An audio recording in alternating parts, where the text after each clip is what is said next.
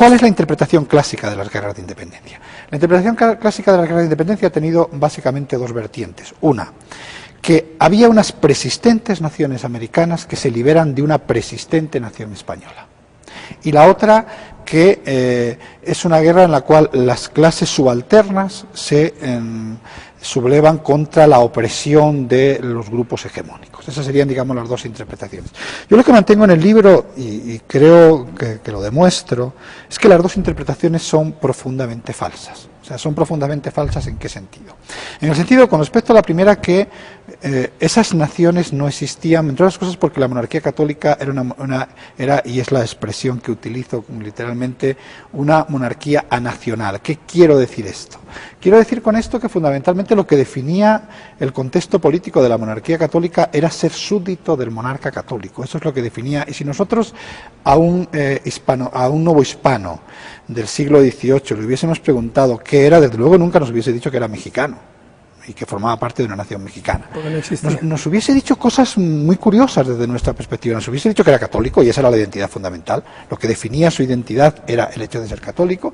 Nos hubiese dicho que era súbdito del rey. Por eso el problema de la desaparición de Fernando VII, cuando digo la desaparición de Fernando VII, el hecho de que Fernando VII se ha llevado preso a Francia, genera una especie de colapso absoluto de la monarquía, porque nadie sabe qué hacer, porque el elemento de cohesión política era la existencia del monarca, y cuando el rey no está, no se sabe qué hacer. No se sabe qué hacer, o sí se sabe qué hacer, y de hecho lo que es sorprendente es que se hace lo mismo en todo el territorio de la monarquía, desde Manila hasta Madrid y desde México hasta Buenos Aires, que es recurrir a una vieja tradición castellana que decía que cuando el monarca no estaba, la soberanía recaía en los pueblos. No en el pueblo, en ese pueblo que el liberalismo nos ha enseñado a identificar, sino en los pueblos como en torno a la plaza de armas. Eso es un pueblo, es decir, es el casco y el territorio que le pertenece. Y claro, esos pueblos son los que reclaman la soberanía, pero no olvidemos una cosa, y ahí también hay una enorme falacia en esa celebración de 1810 como el momento de la independencia. Lo que dicen todas las proclamas... Es que vuelva Fernando VII. Es que van a mantener el poder hasta que regrese Fernando VII. Y eso es así desde México hasta Buenos Aires y desde Dolores a Valencia. Yo cuento el ejemplo de... el caso de Hidalgo, que grita con el grito de Dolores, se grita viva Fernando VII, viva la Virgen de Guadalupe y mueran los gachupines, es decir, hay un elemento religioso, un elemento monárquico y un elemento xenófobo. Pero eso se repite en Valencia. Pero los gachupines son los afrancesados que apoyan claro, la invasión. Lo que pasa es que si uno mira lo que está contando todos los panfletos que publican los insurgentes, lo que están diciendo no es que estos pinches gachupines lo que quieren es darle el trono, darle el reino de la Nueva España a los franceses, no proteger a nuestro amado Fernando VII. Es decir, el problema es el rey, el problema no es la nación.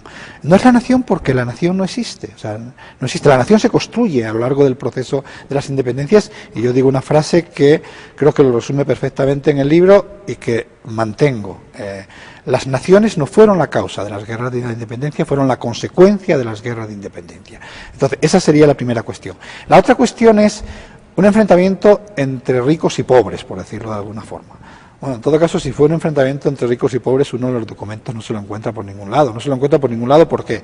Porque hubo criollos ricos que tomaron parte del lado de los insurgentes y criollos ricos que tomaron parte del lado de los realistas.